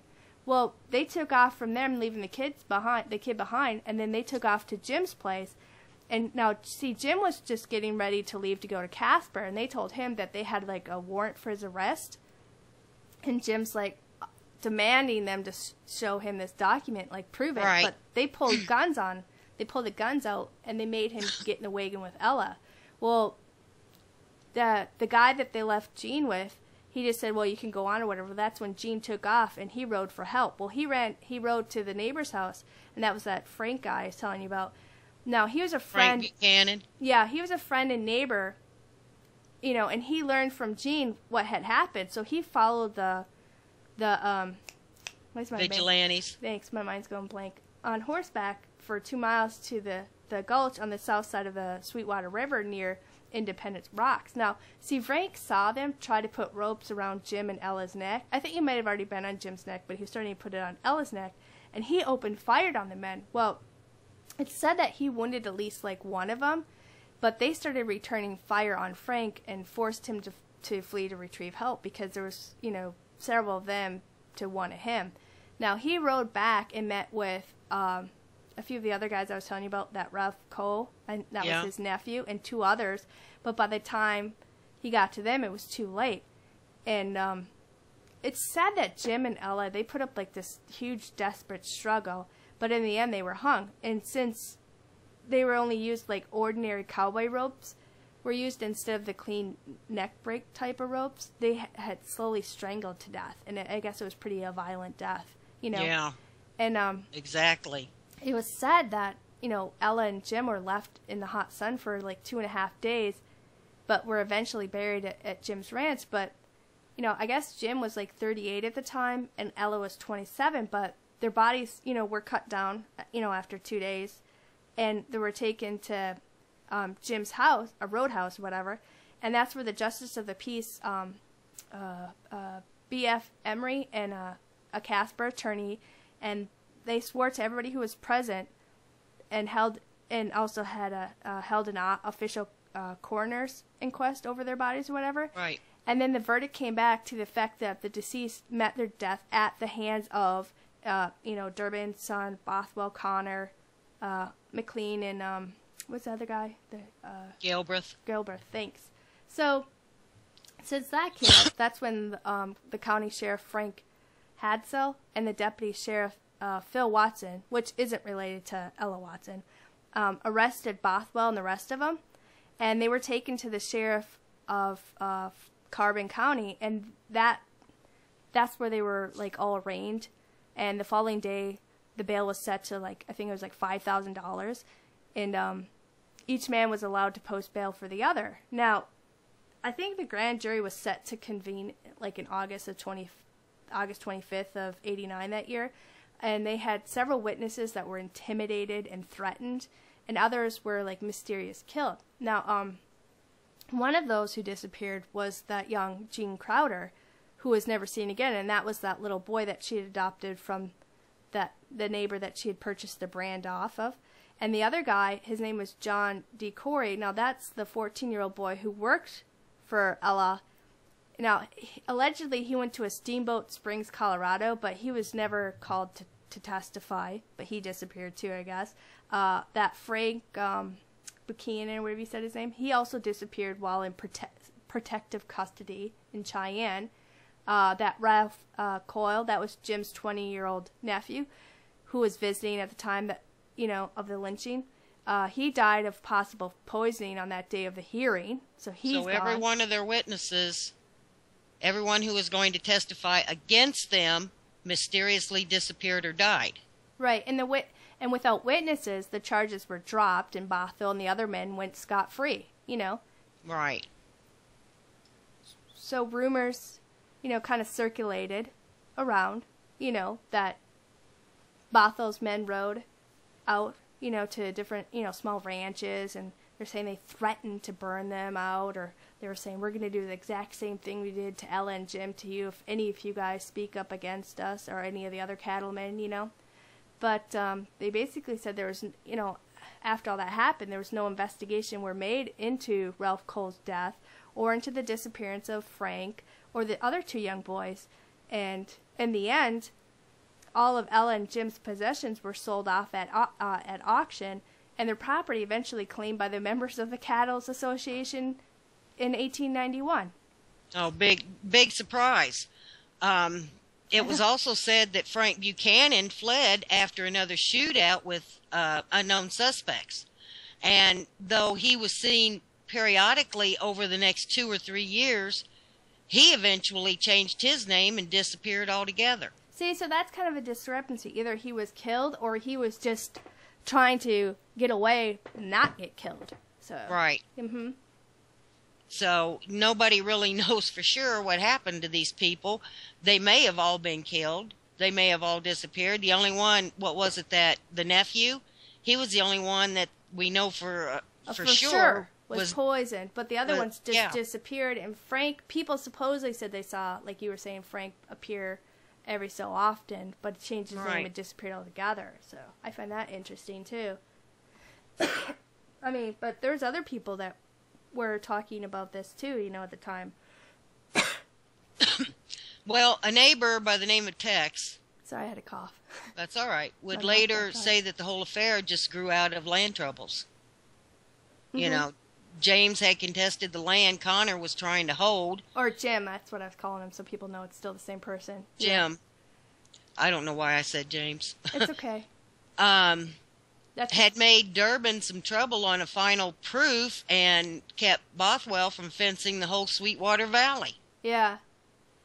And he also stated that Ella Watson had a small bunch of cattle and had come by them honestly and freshly branded because she had only recently recorded her brand.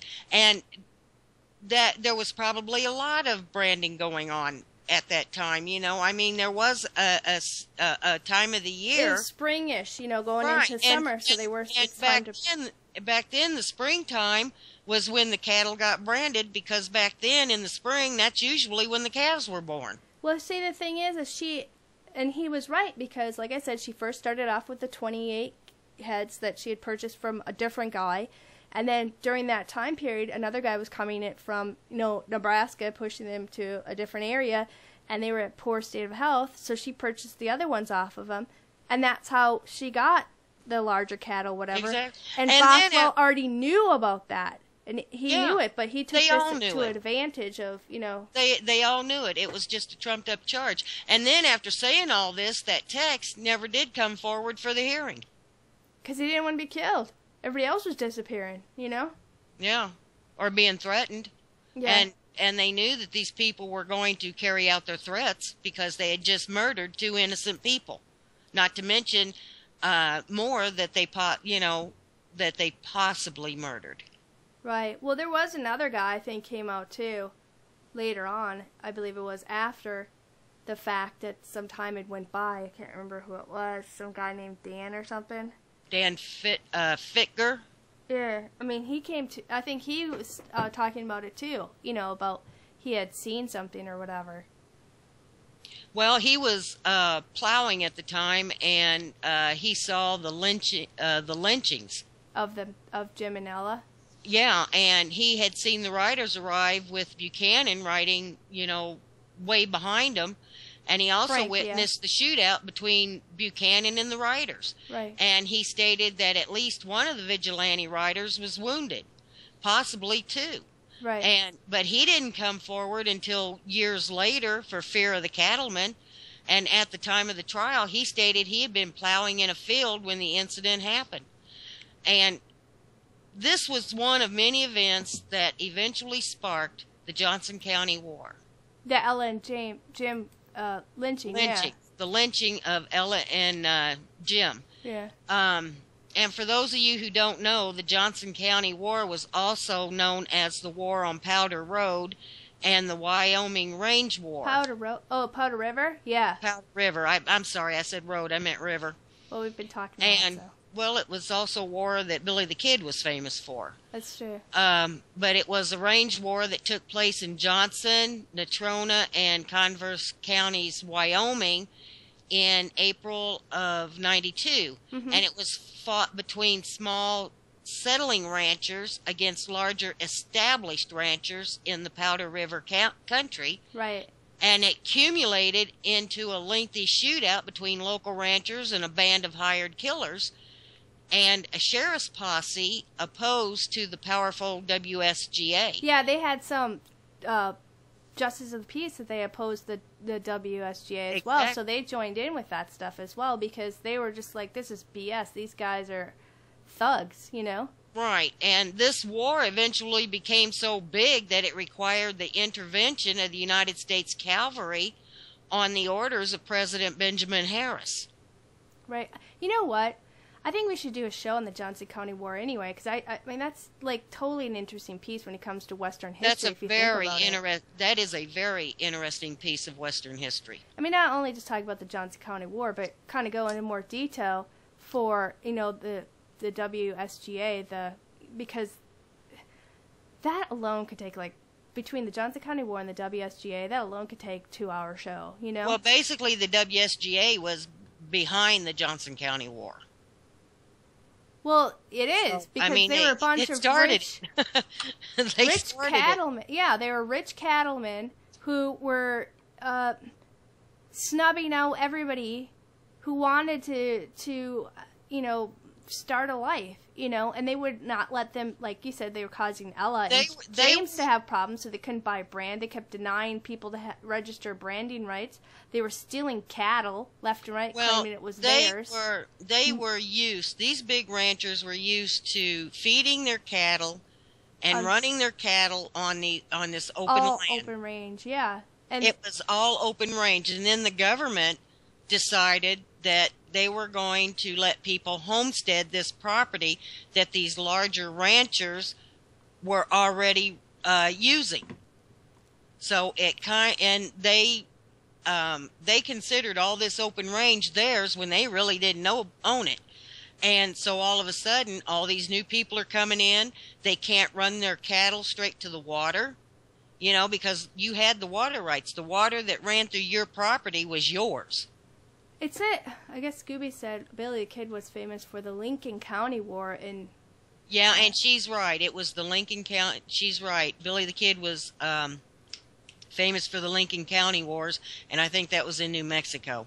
Well, it's an easy slip up. You know what I mean? Lincoln Yeah. County, Johnson County. I mean, we're going through a little history or whatever. So thank you very much, Scooby, for bringing that up, and we apologize.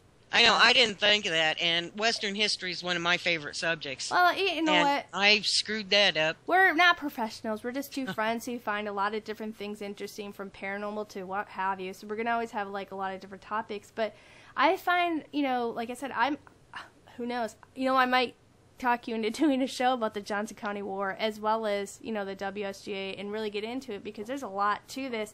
And I know that Jim and Ella weren't the only innocent people that were murdered because some rich guy got angry, and Well, in that same year, though, that Ella and Jim were lynched, yeah, both Bothwell and Tom Son were members of the WSGA. Were made members? Big Yeah. surprised. they were made They were on the executive committee, and then Captain Galbraith was elected to the legislature. right. That's another one that was, Yeah, the that guy. was another That's one three that of was them in so on the far that lynching. hung That's them. 3 of them. Yeah. John Durbin Fourth guy, yeah. served 1 year on that committee with his 2 neighbors in 1884. So you got all these people that are in one way or another connected to the WSGA. That was 5 of them, and there were 6 of them that did this. Yeah. So 5 of them were hanged part this. Yeah. That murdered these 2 people. Right. And a few years after Ella's death, it was Bothwell who finally acquired both Ella and Jim's homesteads. Yeah. And he moved his house onto what had been Ella's homestead claim. See what I mean? So he's, tried to buy it from them. They said no. They tried to be friendly at the time when they were buying their land and said, we'll allow you to have some water rights. They gave him water rights. Right. And then he kept pushing at him. And then they were getting fights. And Jim said, I'm getting to a point where I'm going to cut you off. Well, then he had nothing. He was just like, all right, F you. Sorry, I said just the F. And he harassed them. He would send his working hands over to harass them. They put up fences on her land to keep her out of her own land, and not just that, but they were very, influential of these people who were on the WSGA at the time, because they weren't on it at the time, and got them to not allow her to have branding rights for 3, 4, 5 years, whatever it was, and they denied her and Jim 5 times of it. Then because of the neighbor that they had, he went downhill and decided to become a drunk and hated life and was giving up on it. That's how she purchased an already registered branding thing, and that was how she got around it, and they were just like, you know what, we're taking her out, and that was it. So that's what they did. They took out these innocent people because it was their way or nothing else. These people, right. It came to greed and everything else. And you know what, I guess on the day that Ella and James were, lynched, a man named George Henderson, now he received the telegram, and he, I guess, immediately went to the Cheyenne Daily Sun and other papers controlled by the, guess again, WGSA. Now the next day, all those papers began to circulate the stories that Ella, and this is where she got her name, Cattle Kate, of crimes of, cattle rustling. She was a prostitute, and that Jim was this outlaw and a murderer, and he was Ella's pimp and partner in crime. And it, one of the papers stated that, and this is stupid, it stated that although it was lawless, it was justifiable deed carried out by the cattlemen who were forced to this, okay, and will be forced to do more hangings if cattle thieving is continued. Now the thing that I find, back then, cattle rustling was a hanging offense. But that was the very first time that these cattlemen actually used the paper to their advantage, right, to actually scare more people into doing what they wanted, or you're going to get hung too. These little ranchers around, they knew what happened to Ella and Jim. Everybody they knew that they were murdered, so they were intimidated. They kept their mouths shut, and supposedly did what they were supposed to do. See, the thing is everybody knew that they were good people, and they were, she was a lady. Even though she rode like a man, she was a lady. And I'm sorry, you try riding horseback and herding cattle on a side saddle. See how long you stay on. It don't work. Sorry, I had something stuck in my throat. Let's dry up after 2 hours of talking. Yeah, but Cattle Kate's myth was basically accepted that she was a criminal, and there were stories and movies which portrayed her as such. Right. Up until the 20th century, right, when composer George Huffsmith, regarding researching Ella for an opera, discovered the truth and spoke with her family and received a lot of information about her. Right, and that's when they found out the truth, that this is what really happened. But everybody went along with what the WSGA and everything else the newspapers had said at the time, that these guys were outlaw thugs, and so that's what she's basically was known about. And like we said, just like Poker Alice, we saw movie characters portraying her as Cattle Kate, where she was a thief and, immoral, And right. she wasn't.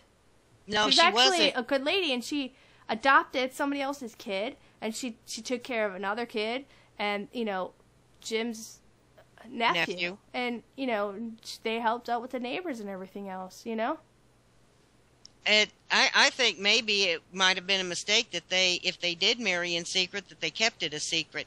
I could understand why they did, but, these were two people that were trying to make a living, trying to build up a homestead. She had already had a lot of money invested in hers. 41 cattle. Back then, that was a good-sized herd. And people and this WGSA decided they want her gone because she's parked right in the middle of their range. Well, not just her, it was Bothwell and other huge rancher dudes around that at the time. Well, mainly Bothwell, but I'm sure he wasn't the only one. 5 of the people that were doing the murdering all of a sudden became a part of this group and had what did you say? One was an executive something. I forgot what you said. Well, Bothwell and executive Tom's son, committee and everything else. They were on the executive committee. All these people who murdered these two guys. And this was the same year that they murdered Ella and Jim. Yeah, that right after, actually. That same after. And one of the people, Captain Galbraith, was elected to the legislature. He was a murderer, and he went to the legislature. Right. So legislature, whatever. Yeah. Well, yeah. But that's the thing. And the fact that not even that, but they would build these mobile homes and claim land for their own and run off these people that were coming to wanting to homestead there and say, oh, nope, it's ours. And then they'd move these mobile cabins on logs to another land and say, oh, look, we established something, so it's ours too. You know what I mean? They were illegally doing this all over there and taking up all this land and running all these people out. And if you didn't run off, they'd kill you. I mean... well, the Homesteaders Act, excuse me, was still a law up until about, I think, 5 to 10 years ago, where you could go through the United States government, get land. You had to live on it and improve on it, but you had to live on it 5 years, and then it became yours. Right, but that was even for single women. You had to make sure that you had improved it a lot in the 5 years, though, too. So that's why she had built the 2-log cabin. She put a 2-room cabin on it, but and a back barn then and the a 2-room cabin was quite a house. And and started fencing in stuff. Her barn, her fences, and everything. And not just that, she also worked at the restaurant and at this general store and helped out with Jim's stuff. But I guess from what I was reading, the only thing that people could find was they only applied for the marriage license. There is absolutely no license that, I guess, supposedly, anywhere that people can find that they did ever get married. So they may have applied for it, but then they never got married, and they may have not been able to get married because, they maybe said, let's wait and wait till you, establish this land and it becomes yours, and then at some point we'll get married. But they were murdered before they were allowed to get married, Right. Well, they had to be on that land for 5 years. If they had gotten married, it wouldn't have happened. They wouldn't one have or never both been able of them to. possibly could have lost their land, it would more likely have been the woman to lose hers. Right. So I think because she didn't fulfill right. her commitment to what the Homestead Act said. And I think that's exactly what happened. I think that they fell in love, and I think he encouraged her to take the land adjacent to hers because it was great land. It had good water source, and more than anywhere else. And then they applied for the marriage license. They probably agreed that we'll wait to get married afterwards, when it's all both officially ours, and then we can combine it and whatever. And and that's what they did. I believe that's what they did. And because Bothwell was greedy, as well as some of the other larger cattlemen in the area, that they were getting away with this stuff for so long, that they decided that they were just, here's our chance to accuse them of stealing cattle, even though he knew that cattle had been, those sick cattle she had purchased had been on her land for well over a year. So he knew it wasn't his, and he knew it wasn't just roaming cattle. It was hers legit. Well, they waited until the cattle were well and fattened up, and then all of a sudden he wanted them. They were still poor. No, they were still in poor health. But this was his chance where he could, get away with it, saying, well, yeah, they're thieves. So right. Cattle Kate is not the way that her story's been told for years and years and years. She was not an outlaw. She was not a criminal. She was not a prostitute. She was a decent lady who wanted, the American dream like everybody wants, to have your own land and just enjoy the freedoms that you have, And she was building a homestead, which was not easy work. For a single woman. It wasn't easy work for a man, let alone a woman. But she also took on, adopted somebody else's kids. Yeah, exactly. Isn't there a good book out there about Cattle Kate? Yeah, there's a couple of them, but I think this one lady she's out there. She actually wrote the true story, and she probably has a lot more than what me and you kind of went into, because we only had about an hour to kind of get it out there and rush it in. But she has even more detailed about the shadiness and everything else was kind of going down there. And I think it was titled Cattle Kate, I think the name of the book is Cattle Kate, sorry. Not Kate. And I think it's Cattle Cake, Cattle Kate, and I think it's by Jana Bommersbach. Okay, yeah. I think that's the one. Bommersbach. Yeah, I think that's the one. Yep, the one who just recently came out with the true story of hers, Well, hey, we're kind of running out of time. And right before we run out or whatever, I'm just going to put up a photo, but we're kind of dedicating the show to our friend who passed a year ago yesterday, and that was Phoenix. He was a great friend to a lot of us. We all met him on the internet, and we'd been chatting with him for years, and he had passed away last year, so we kind of are dedicating the show to him. But why don't you go ahead and tell people what we're going to do next week or whatever. I don't even know if we really have an idea yet, but we should close out because we're running out of time. Well, I want to thank our mod Richard. Richard Mod. I want to thank our mod Richard. I want to thank everybody that came in tonight to listen, and those who are listening on Ustream and other channels. That aren't chat, yeah. Yeah, that are not in chat. Join us next Tuesday, January 20th, 8 p.m. Central, 9 p.m. Eastern, for another episode of Anything But Ordinary with Spooky and Raven. I think we're going to do like paranormal or something on channel. I'm pretty sure it's going to be paranormal. We haven't really picked a subject yet. We will announce it later when we post the show. On the website. And don't forget to share us on Facebook or any other social media you happen to be a member of. And I want to thank Raven for a good show tonight. Yeah, thanks. I thought it was kind of interesting. We definitely need to look more into the Johnson War and some of that. But yeah, thanks everybody for coming, and thanks for sticking around when we got kicked off at the beginning. And I guess, like us on Facebook, share us with your friends. Everybody have a great week and be careful. Yeah, and stay warm. And we'll see you guys next Tuesday. Good night, everybody.